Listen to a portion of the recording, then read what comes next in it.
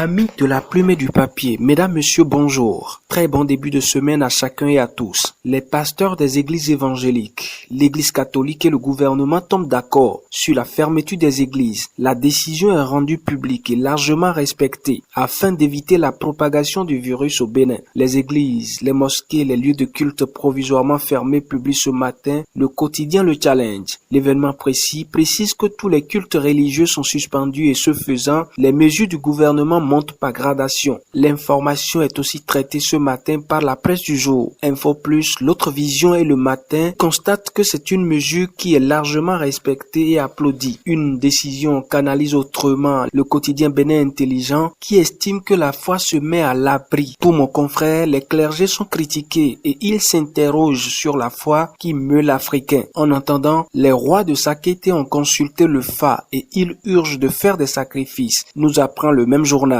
La médecine traditionnelle serait-elle l'ultime recours pour le traitement du Covid-19? S'interroge ce matin à sa une le quotidien La Priorité. En tout cas, le gouvernement poursuit la série de mesures. Le potentiel nous apprend ce matin qu'à la frontière de Ilakondi, 166 passagers nigériens sont escortés dans leur pays. L'opinion aujourd'hui poursuit et nous renseigne que la frontière de Porga est fermée et que la rentrée des élèves, agents de police et des forces armées béninoises est reportée.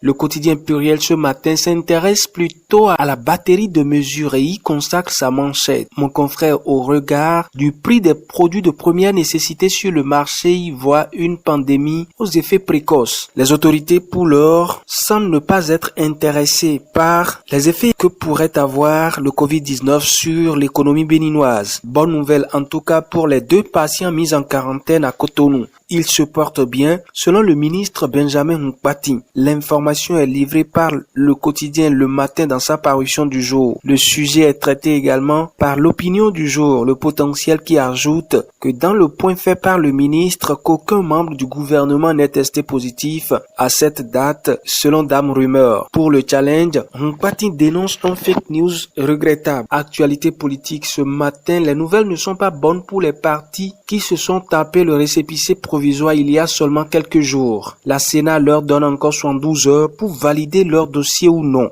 C'est l'opinion aujourd'hui qui met l'information en sa manchette. L'événement précis à sa une nous apprend qu'il y a des candidatures des mineurs sur plusieurs listes. La presse du jour te renchérit que Mouel Bénin et Père battent le record d'insuffisance et ces irrégularités ont été notifiées aux 8 partis, titre ce matin Le Potentiel et le quotidien Nord-Sud de conclure qu'aucun parti n'a de dossier en règle. Et si Atchadé se taisait un peu, s'exclame ce matin le quotidien Pluriel. Info Plus va loin et met en manchette campagne de déstabilisation du parti FCBE. Moreni Atchadé la grosse merde, faisant allusion à son communiqué en date du 17 mai dernier qui accuse le camp Honkwe de tripatouillage dans la constitution des dossiers. Pêle-mêle ce matin, il y a Lucas Trokpo qui dit merci au gouvernement et à l'AIMF à l'inauguration du siège de l'ANCBA à Bomé-Calavi. C'est La Priorité qui publie l'information ce lundi matin. La Guérite, elle, est intéressée par la saisie des papiers hygiéniques